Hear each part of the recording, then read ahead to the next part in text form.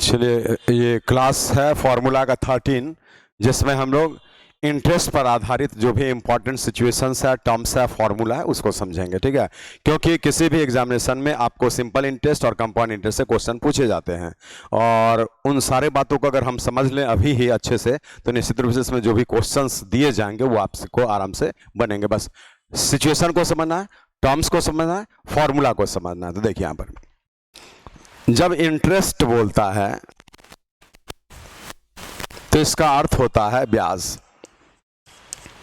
इसका अर्थ क्या है कि हम 100 रुपया किसी से लेते हैं, 100 रुपया लिए और 120 रुपया दिए। ठीक है, बैक किए, जैसे 100 रुपया लिए थे, बैक किए 120 रुपया, तो यहां पर 20 रुपया है ना, ये 100 रुपया लिए थे, 120 रुपया दिए। इसका अर्थ क्या है कि 20 रुपया एक्स्ट्रा दिए, एक्स्ट्रा दिए।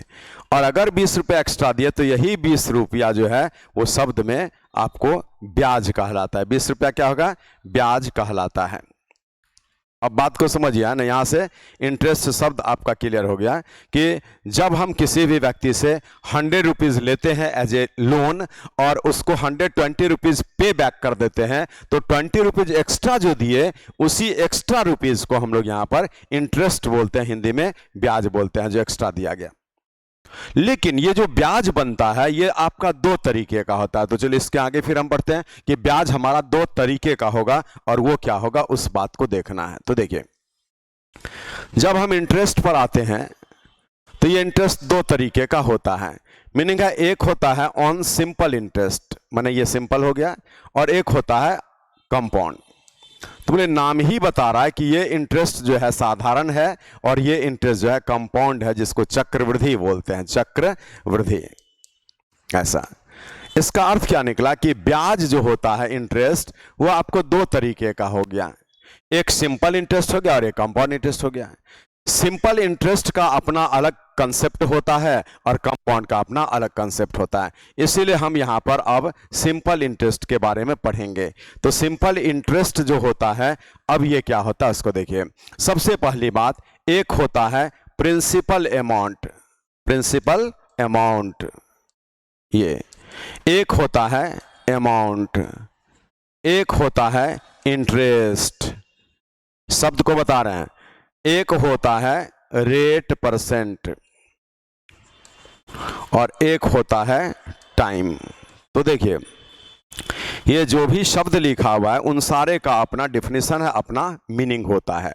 बोले प्रिंसिपल अमाउंट का अर्थ होता है हिंदी में मूलधन। मीन्स इसको समझिए, वह पैसा जो हम स्टार्टिंग में लेते हैं बैंक से, किसी भी आदमी से एज ए लोन, है ना, इसी को बोलते हैं प्रिंसिपल अमाउंट। जैसे बैंक किसी को 1 लाख रुपया दी, तो 1 लाख रुपया का कर्ज जो है उस आदमी पे चढ़ गया, और बैंक 1 लाख रुपया जो दिए, तो वही 1 लाख रुपया प्रिंसिपल अमाउंट कहलाता है, मूलधन कहलाता है। मीनिंग है 1 लाख रुपया मूलधन, जिसको हम पी से डिनोट किया करेंगे। अमाउंट जो होता है इसको हिंदी में मिसधन बोलते हैं। तो मिसधन क्या हो जाता है? जब हम मूलधन प्लस ब्याज कर देते हैं तो हमारा मिसधन होता है। मीनिंग है जितना पैसा हम लिए फिर कुछ बढ़ाकर वापस जो किए, तो वो दोनों पैसा जो लिए और जो बढ़ाए जोड़ करके हमारा मिसधन होता है। और इसीलिए आप सारे को याद होगा कि मिश्रधन का कंसेप्ट यही होता है, जो मूलधन और प्लस में ब्याज होता है, मूलधन और प्लस में ब्याज। तो ये हमारा एक फॉर्मूला हो गया ऐसे कि मिश्रधन बराबर मूलधन और प्लस में ब्याज।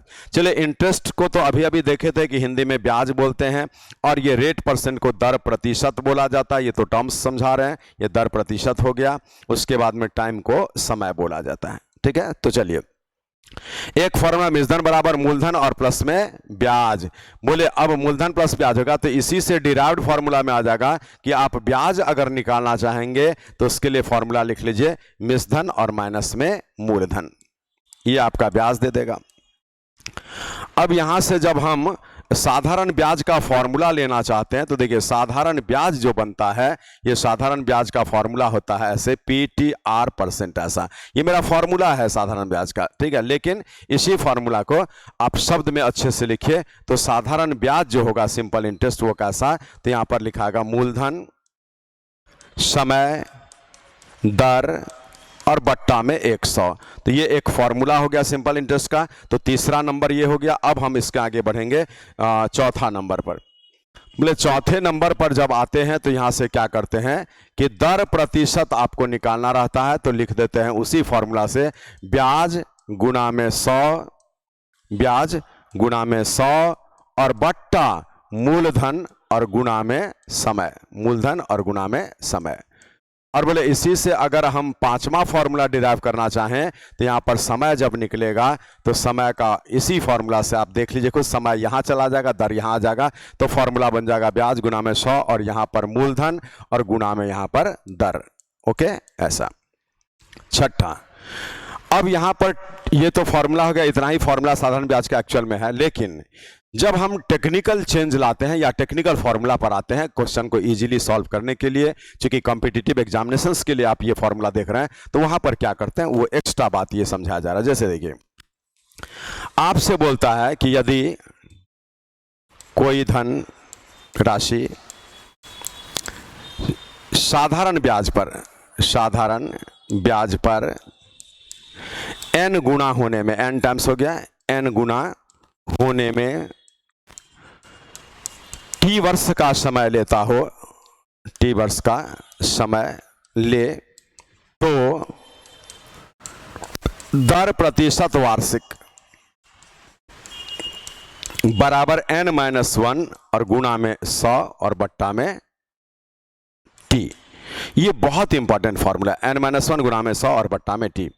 अब ले छठा के बाद हम आते हैं सातवां पर। सातवां में लिखते हैं यदि कोई धन राशि भी लिख सकते हैं, धन भी लिख सकते हैं, n गुना होने में t वर्ष का,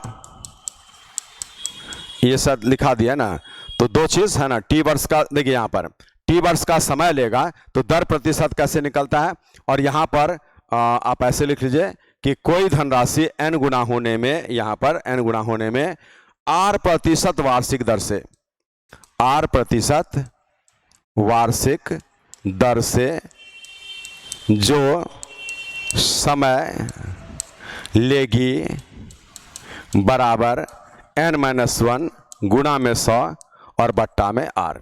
मीनिंग ये आपका दो फॉर्मूला एक ही है एक्चुअल में। अगर t देगा क्वेश्चन तो r पूछेगा, इससे निकलेगा, और अगर आपको r देगा क्वेश्चन तो t पूछेगा जो इससे निकलेगा। तो इसीलिए आपका दोनों फॉर्मूला सेम है, n-1 गुना में 100 बट्टा में अगर r रखेंगे तो समय निकलेगा, और यहाँ t रखेंगे तो यहाँ पे दर प्रतिशत निकलेगा। ठीक है, चलिए सातवां के बाद आठवां पर आते हैं। यदि कोई धन साधारण ब्याज पर, ये सभी साधारण पर है, वो पिछला सब है ना, अभी तो वही पढ़ ही रहे हैं, साधारण ब्याज पर, और ये भी है यदि कोई धन, ये भी है ना, ऐसे तो हम अभी साधारण ही बोल ही रहे, इसलिए नहीं भी लिखेंगे तो चलेगा, है ना, साधारण का चर्चा हो रहा है, साधारण ब्याज पर, ऐसा है ना ये। तो बोले यदि कोई धन साधारण ब्याज पर n गुना होने में t वर्ष का समय ले, तो m गुना होने में लगने वाला समय बराबर, और वो कैसा होगा तो उसको देखिए, आज यहां से t लिखेंगे और ये m-1 बट्टा में n-1, ये आपके प्रश्न का आंसर हो गया। तो ये हम लोग अभी 8 फॉर्मूला पढ़ लिए जो सिंपल इंटरेस्ट का है, और आगे हम बढ़ते हैं और 9वां फॉर्मूला लाते हैं, 9वां सिचुएशन। तो देखिए अब क्या है कि देखिए मूलधन जब भी प्राप्त करना हो तो मूलधन के लिए 100% का प्रयोग करें, ये आपका टेक्निकल फॉर्मूला प्रयोग करें। ठीक है, मीनिंग जहां भी बोलेगा मूलधन क्या है तो 100% हम निकालेंगे, आप जब क्वेश्चन पढ़ेंगे तो समझ में आएगा। ठीक है,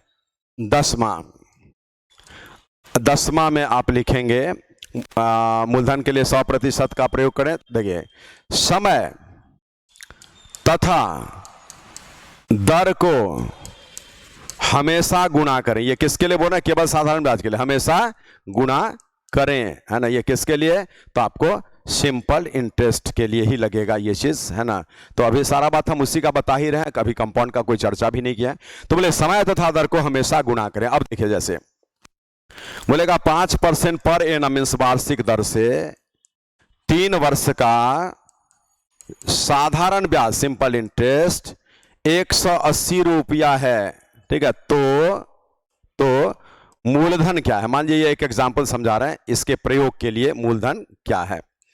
तो अब सोचिए हम आपसे क्या बोले, एक एग्जांपल कि समय दर को ऑलवेज गुणा करना, बोले 5% एक वर्ष में ब्याज मिलेगा तो 3 वर्ष में साधारण 5 दिया 15, ये सिंपल इंटरेस्ट है, तो 5 दिया 15%, आपको मिला है 180 रुपया। बोला मूलधन क्या है, तो मूलधन के लिए 100%, यही है ना, मूलधन के लिए 100% का प्रयोग, ये 100, 15 12 180 1200 रुपया, ये आपका आंसर हो गया जो मूलधन दे दिया। तो हम पूरे चैप्टर को ये आपको जो है ना 11वां पॉइंट में लिख भी दे रहे हैं, ऐसे देखिए ये 11वां पॉइंट कि साधारण ब्याज सिंपल इंटरेस्ट प्रतिशत ही है, ठीक है, प्रतिशत ही है। मीनिंग है साधारण ब्याज जब भी बोलते हैं ना वो परसेंटेज का कैलकुलेशन है, नथिंग एल्स देन दैट। आप सोचते हैं ना कि साधारण ब्याज, कुछ नहीं है, वो परसेंटेज ही निकालते हैं किसी अमाउंट का, किसी संख्या का, है ना, इसलिए क्या आता है साधारण ब्याज प्रतिशत ही है। 12 नंबर, साधारण ब्याज प्रतिवर्ष बराबर होता है, प्रतिवर्ष बराबर होता है। मीनिंग है आप एक साल में अगर 10 रुपया ब्याज लेते हैं तो अगले साल भी 10 रुपया ही ब्याज बनेगा और अगले साल भी 10 रुपया ही ब्याज बनेगा, ये कभी चेंज नहीं होगा, अगले साल भी 10 रुपया ही ब्याज बनेगा। ये इतना पॉइंट्स आपको साधारण ब्याज का हो जाता है, ठीक है। इसमें इंस्टॉलमेंट का भी क्वेश्चन आता है, तो वो इंस्टॉलमेंट का क्वेश्चन जब क्वेश्चन आता है तभी आपको समझ में ज्यादा आएगा, है ना, क्योंकि 5% पर एनम से आपको 4 वर्ष का 3 वर्ष का कुछ ब्याज बोल देता है, इतना अमाउंट पेबल होगा, तो हम लोग उसको कैलकुलेशन इजीली कर लेते हैं उस हिसाब से। तो चैप्टर जब पढ़ेंगे तब वो होता जाएगा। चलिए 12 के बाद आप आ जाएंगे 13 नंबर पर, लेकिन यहां पर आपको जो ना ये हो गया 4 compound interest, compound interest. 12 number तक हम वो आपको लेकर के चले गए, अब 13 नंबर यहां लिखते हैं जो कि कंपाउंड इंटरेस्ट होगा। टर्म्स तो वही रहेगा, यहां पर भी पी क्या होगा, प्रिंसिपल अमाउंट, ए वही आपका अमाउंट होगा, आई क्या होगा, इंटरेस्ट होगा, और अमाउंट बराबर पी प्लस आई, वो सब तो कॉमन है, इसमें भी लगेगा। लेकिन इसका एक अपना फॉर्मूला जो बनता है ए बराबर में ऐसा, ये अलग फॉर्मूला हो गया ये चीज। इसी से 14वां अगर आप कंपाउंड देखिए, यहां पर ये ध्यान से देख लीजिए, ये कंपाउंड इंटरेस्ट आपका चर्चा शुरू किया गया है, इसलिए कंपाउंड का ये फॉर्मूला, जब हम यहां पर सी आई लेते हैं डायरेक्ट में तो यहां पी और 1 प्लस में आर अपॉन 100 और पावर में टी और फिर यहां माइनस में 1 मिडिल ब्रैकेट। अब आइए कभी कभार क्या होता है कंपाउंड वाले में कि समय जो है, इसलिए यहां पर ध्यान दीजिएगा, ये जितना भी बात बोला जा रहा ना, ये अब यहां पर चक्रवृद्धि ब्याज के लिए आ गया, चक्रवृद्धि ब्याज। तो बोले चक्रवृद्धि ब्याज कंपाउंड इंटरेस्ट, अब यहां पर इसमें समय अगर अधूरा दे देता है, ये ऐसा दे दिया, तो फॉर्मूला का शेप कैसा होगा वो चीज दिखाना, तब अमाउंट बराबर पी और 1 प्लस आर अपॉन 100 और यहां पर इसमें आपका टी पावर हो जाएगा और फिर यहां से 1 प्लस आर और गुणा में बी बट्टा सी और ये 100 ऐसा हो जाएगा। तो ये फॉर्मूला आप यूज क्या करेंगे जब समय अधूरा होगा कंपाउंड इंटरेस्ट के लिए। तो ये 15 नंबर। अब हम आते हैं 16 नंबर पर। तो देखिए 16 नंबर कंपाउंड इंटरेस्ट होता क्या है वो समझिए। कंपाउंड में मोड ऑफ पेमेंट्स होता है, पेमेंट कैसे करते हैं, है ना, मोड ऑफ पेमेंट्स। तो ये पेमेंट्स जो है ना ईयरली होता है, हाफ ईयरली होता है, हाफ ईयरली, और क्वार्टरली होता है, क्वार्टर। ईयरली को बोलते हैं वार्षिक देय, ये आपका छमाही देय और ये तिमाही देय, ठीक है, ऐसा। तो बोले जितना भी बात होता है नॉर्मली आपका जो है वार्षिक होता है। तो बोले क्वेश्चन अगर दे दिया कि 10,000 रुपया है यहां पर और 8% पर एनम है और यहां पर आपका 2 वर्ष का समय दिया, लेकिन हाफ जब मोड ऑफ पेमेंट ये रिपोर्ट बोला क्वेश्चन में और mode of payment half yearly कर दिया तो रुपया में कोई परिवर्तन नहीं होगा, क्योंकि कर्ज तो 10,000 लिया है ना, ऐसा करके ये तो वही रहेगा। लेकिन छमाही में क्या होता है, हम एक साल में 2 पेमेंट करेंगे तो ये समय मेरा 4 छमाही का आ जाएगा, इसको डबल और इसको आधा कर दीजिएगा तो ये 4% छमाही का रेट लगेगा। जब आपसे यहां पर तिमाही बोला तो एक साल में 3 पेमेंट देंगे तो समय को 4 गुना करना पड़ेगा, तो ये 8 तिमाही हो जाएगा, 8 तिमाही। और यहाँ पर आपको जो है ना इसको 4 से भाग देंगे तो 2% तिमाही हो जाएगा। ये हम क्यों करते हैं? एडजस्ट करने के लिए, ठीक है, एडजस्ट करने के लिए। कैसे? देखिए 8 दूना 16, 4 4 16, 8 2 16। इसीलिए ये यहाँ पर क्या सीखे कि जब mode of payment half yearly होगा, यहां सीखिए, जब mode of payment half yearly होगा तो आपका समय डबल हो जाएगा। मीन समय इसमें जो होगा वो पहले वाले का डबल और दर पहले वाले का आधा, ऐसा ये चीज देख लीजिए। और जब मोड ऑफ पेमेंट तिमाही हो जाएगा तो समय जो है आपका 4 फोल्ड हो जाएगा, माने 40, और दर जो होगा आपका वो R बट्टा में 4%। ऐसा ये जरूर आप जो है जैसे हम लिखे हैं उसी हिसाब से नोट कर लेंगे कि ये ऐसा होगा। आपको तो यहां भी लिख दिया ऐसे। तो मोड ऑफ पेमेंट के हिसाब से आपको जो है ना जैसे हाफ ईयरली और क्वार्टरली बोलेगा तो आप तुरंत में जो है समय और दर को चेंज करेंगे। क्यों? देखिए ईयरली में एक पेमेंट होता है, यहाँ पर हाफ ईयरली में ये आपका हाफ ईयरली एक पेमेंट, हाफ ईयरली एक पेमेंट, और क्वार्टरली में यहाँ पर 2 पेमेंट बन जाएगा और यहाँ पर 2 पेमेंट बन जाएगा। ऐसा करके ये आपका पेमेंट का सिस्टम होता है। लेकिन ये छमाही तिमाही जो भी बात उठता है वो केवल चक्रवृद्धि ब्याज में, क्योंकि चक्रवृद्धि ब्याज में हम अगला पॉइंट लिखाएंगे 17 नंबर में। वो होता क्या? देखिए चक्रवृद्धि ब्याज में ये पॉइंट साधारण ब्याज में नहीं, ये एकदम अलग है, सिर्फ चक्रवृद्धि ब्याज है ना। चक्रवृद्धि ब्याज में ब्याज प्रतिवर्ष बढ़ता जाता है, बढ़ता जाता है। ऐसा इसी में आप बोल सकते हैं ऐसा कि चक्रवृद्धि ब्याज में ब्याज का भी ब्याज लिया जाता है, ब्याज का भी ब्याज लिया जाता है। जैसे देखिए अगर 100 रुपये बेस से 1 साल का 10 रुपया ब्याज बना इंटरेस्ट, ये CI, तो अब 10 इसमें जोड़कर यहाँ 110 का 10% के रेट से ये निकला, at the rate 10% suppose per annum. तो यहाँ पर अब क्या हो रहा है, इसका 10% निकलेगा। तो देखिए ये 10 था ना, अब ये 11 हो गया, और फिर यहाँ से आप अगले वर्ष का ब्याज 10 की जगह 11 हो गया, 11 इसमें जोड़ेंगे 121, तो यहाँ पर अगले वर्ष का ब्याज 12.1 हो गया। तो इससे आप समझ सकते हैं कि ब्याज जो है प्रति वर्ष बढ़ता चला जाता है। और इससे एक चीज और भी सीख सकते हैं, वो चीज देखिए यहाँ पर। बोले ये मूलधन था, लेकिन ये A1 और ये A2 है ना, मिश्रधन पहला, मिश्रधन दूसरा, लेकिन इस मिश्रधन के लिए यही मिश्रधन जो है यहाँ पर मूलधन भी बन जाता है। ये ऑब्लिक में ऐसा दिखा रहा है, इस मिश्रधन के लिए ये जो मिश्रधन था वो मूलधन बन जाता है। तो ये पॉइंट हम 19 नंबर में आपको लिख देते हैं। देखिए चक्रवृद्धि ब्याज में हर मिश्रधन अगले मिश्रधन के लिए मूलधन बन जाता है, अगले मूलधन बन जाता है।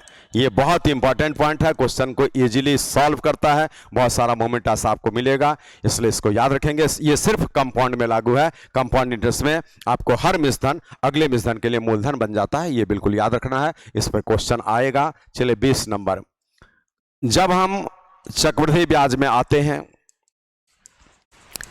n गुना होने में T वर्ष का समय लगता हो तो n पर पावर m गुना होने में लगने वाला समय बराबर m इंटू टी वर्ष। इसके लिए हम डायग्राम भी आपको दिखाते हैं और उस डायग्राम से ये चीज ज्यादा समझ में आएगा कि कैसे बना लगे। n गुना होने में टी वर्ष, ये कंपाउंड का ट्रिक है, और n पर पावर m अगर बोलता है तो यही m इसमें मल्टीप्लाई हो जाएगा और m इसमें मल्टीप्लाई होकर m इंटू टी वर्ष यहां पर आपको लिखा जाएगा ऐसा। तो इसलिए ये इस डिजाइन में भी आप ऐसा नोट कर लेंगे, सब पे क्वेश्चन आएगा जब आप चैप्टर पढ़ते हैं, ठीक है। इसलिए 20 नंबर फॉर्मूला भी बहुत इंपॉर्टेंट है, इस प्रकार का क्वेश्चन बार बार पूछा जाता है और इसमें भी इंस्टॉलमेंट का क्वेश्चन आता है, तो वो जब आपका क्वेश्चन आता है तभी हम लोग उसको देखेंगे। तो मोटा मोटी मान लीजिए कि इतने फॉर्मूला से आप जो है आराम से सिंपल और कंपाउंड को डील कर सकते हैं। फॉर्मूला यही होता है। तो क्या सीखे कि चक्रवृद्धि ब्याज में हर मिश्र धन अगले मिश्र धन के लिए मूलधन बन जाता है। चक्रवृद्धि ब्याज प्रति वर्ष बढ़ता चला जाता है और चक्रवृद्धि ब्याज में आपको mode of payment half yearly और क्वार्टरली होने से, हाफ ईयरली में समय को डबल, रेट को आधा, और क्वार्टरली होने से समय को 4 फोल्ड और रेट को 1/4 किया जाता है। अधूरा वर्ष होने का तरीका आपको दिखा दिया गया अलग, लेकिन वो फॉर्मूला तो हम लिख दिए, हम जब सॉल्व करते हैं तो उसको और दूसरे तरीके से इजी कर देते हैं। ठीक है, तो अब आइए, आप जब प्रॉब्लम्स पढ़ेंगे तो सबसे पहले क्या है कि Jha classes Patna YouTube channel पर आप ये सभी बात सुनते हैं, यूट्यूब चैनल। ठीक है, तो जो पहली बार अभी सुन रहे होंगे, सबसे पहली बात कि इसको सब्सक्राइब कर लें और बेल एक दिखता है सिंबल में, उसको क्लिक कर लें। ठीक है, सब्सक्राइब करें और बेल को क्लिक करें। ओके, तो एक तो ये चीज हो गया, आप Jha classes Patna YouTube channel पर समरी के रूप में बहुत सारा बात सीखते हैं और लगभग 500 वीडियो जिस पर आ चुका है, जिसमें कि सारा चैप्टर्स का कंसेप्ट दिया गया है। तो आप उस बात को सुनेंगे, समझेंगे, सीखेंगे, तो Jha classes Patna YouTube channel आपके लिए बेनिफिशियल होगा। दूसरा, जो पेड बैच ऑनलाइन लेना चाहते हैं, है ना, पेड बैच कौन सा, तो ऑनलाइन, तो वैसे छात्र जो है यहां पर हमसे जुड़ते हैं कैरियर एजुकेशन ऐप से। ठीक है, कैरियर एजुकेशन ऐप एप्लीकेशन होता है, तो ये ऐप आपको जो है डाउनलोड करना पड़ता है। और जब कैरियर एजुकेशन ऐप आप डाउनलोड करेंगे, वहां पर इस प्रकार का एक सिंबल आपको दिखेगा। ठीक है, तो ये कैरियर एजुकेशन सिंबल है। आप कैरियर एजुकेशन आप लिखेंगे, जब ये सिंबल आएगा तो आप उसको डाउनलोड करेंगे। डाउनलोड करने के बाद उसमें जो है ना कुछ डिटेल्स मांगेगा, जैसे आपका नेम वगैरह मांगेगा, जो भी नेम है, उसके बाद में आपको जो है फादर्स नेम, जो भी ये सब है ना, ईमेल आईडी आपसे मांगेगा, तो ईमेल है ना वो सब, उसके बाद में मोबाइल नंबर, ये सब देने के बाद में जो कोर्स आप लेना चाह रहे हैं, कौन सा कोर्स वो, और उसके बाद में यहाँ पर एक ऑप्शन दिखता है बाय का। तो जब आप इस बाय को क्लिक करते हैं ना, इसको क्लिक करते हैं, तभी जो कोर्स लेना है, तो बाय को जैसे क्लिक करेंगे तभी आपको जो ना पेमेंट का ऑप्शन मांगेगा कि आप किस से पेमेंट करना चाहेंगे। तो आप डेबिट कार्ड से कर सकते हैं, क्रेडिट कार्ड से कर सकते हैं, गूगल पे है, फोन पे है, ऑनलाइन है, सारा सिस्टम उसमें दिया गया है। तो जो आपके पास सुविधाजनक हो उससे आप इसको डाउनलोड करेंगे, पे करेंगे। तो इसमें अलग अलग तरीके का कोर्स होगा, कोई कोर्स 6 महीने का, कोई कोर्स 12 महीने का, कोई कोर्स 18 महीने का, कोई कोर्स 24 महीने का, ऐसा ये सब, कोई कोर्स आपका है ना 3 महीने का, ये भी हो सकता है। तो ये जो आप यहां पर कोर्स का ड्यूरेशन देख रहे हैं ना, इसका अर्थ क्या हुआ कि आप उसमें से जो कोर्स खरीदेंगे वो उतने समय तक आपको चलेगा, जितने बार जो वीडियोस देखना आप देख सकते हैं। और ऑनलाइन पढ़ाई उसी प्रकार कर सकते हैं जिस प्रकार के ऑफलाइन का क्लास होता है। ये तो हो गया ऐसा। अब जब हम ऑफलाइन पढ़ते हैं, तो ऑफलाइन के लिए आप जब आते हैं तो यहाँ पर आपको जो है ना झा क्लासेस पटना, ये कोचिंग का नाम हो गया, झा क्लासेस पटना। और इसी कोचिंग में ये कहाँ पर है, तो पटना में नया टोला इलाका है, उसी नया टोला में आप पता करेंगे, पता चल जाएगा। और ये आपका 0612 2300 323 ये, और इसी में आप अगर एक मोबाइल नंबर भी लेना चाहेंगे तो 9334 360 334 ऐसा। तो ये हो गया ऑफलाइन के लिए। मीनिंग है जिन छात्रों को ऑफलाइन करना होगा, जो पटना में रह के पढ़ना चाहते हैं, वो आप जो है ना यहाँ पर ऑफलाइन के लिए इस एड्रेस पर आएंगे नया टोला में, इस फोन नंबर से कांटेक्ट करेंगे। और जिसको ऑनलाइन करना होगा वो आप ये ऐप से आप पढ़ सकते हैं। और जिनको ऐसे ही बिल्कुल फ्री ऑफ कॉस्ट देखना है, समझना है ना, ट्रायल के लिए पढ़ना है, तो Jha classes Patna YouTube channel पर आएंगे। और एक चीज और आपको बता देते हैं, चौथा, कि आप जो है मैथ्स बाय एम के झा, मैथ्स बाय एम के झा ऐसा, ये टेलीग्राम चैनल से जरूर जुड़ जाइए आप, है ना, पढ़ें ना पढ़ें, है ना, ये टेलीग्राम चैनल से जरूर जुड़ेंगे, क्योंकि इस पर आपको जो है ना पीडीएफ हर तरह का, जो भी क्वेश्चन पेपर होता है पीडीएफ मिलेगा, इसमें हर तरह का नोटिफिकेशन मिलेगा। तो आप जो है पढ़े ना पढ़े, है ना, फिर भी इससे अगर जुड़ जाते हैं। मीनिंग है ये टेलीग्राम चैनल है, जैसे व्हाट्सएप होता है, तो आप टेलीग्राम डाउनलोड करेंगे, और टेलीग्राम डाउनलोड करने के जैसे व्हाट्सएप आप चलाते हैं, बिल्कुल उसी प्रकार से टेलीग्राम होता है। और इसमें सारा पीडीएफ इंफॉर्मेशन, है ना, बहुत सारा, उसके बाद में ग्रुप होता है जिसमें कि बहुत सारे छात्र जो है इसमें जुड़े रहते हैं। तो किसी भी प्रकार का उनका जो भी क्वेश्चन होता है वो पूछते हैं, उन सारे चीजों का आंसर दिया जाता है। तो आप इसको भी जरूर डाउनलोड करके इसमें मेंबर बन जाएंगे, है ना, इसका कोई चार्जेस नहीं होता है। बिल्कुल आप जुड़ेंगे फिर हमसे जुड़े रहेंगे और आपको जो भी यहाँ पर बात किया जाएगा वो सब उसमें समझ में आएगा। जो मैसेजिंग होता है वो इसी में चला जाता है। ठीक है, तो चलिए इतना बात आज बता गया कि फिर मिलेंगे हम लोग अगले क्लास में, जो कि फार्मूला का 14वां क्लास होगा। हम लगातार क्लास लेते हुए आज 14वां क्लास पर 13 तक तो हो गया, 14वां तक आ गए हैं कि 14वां लिया जाएगा, तो उसके लिए भी हम लोग देखेंगे उसमें क्या पढ़ते हैं। ठीक है, आगे मिलते हैं अगले क्लास में। Thank you.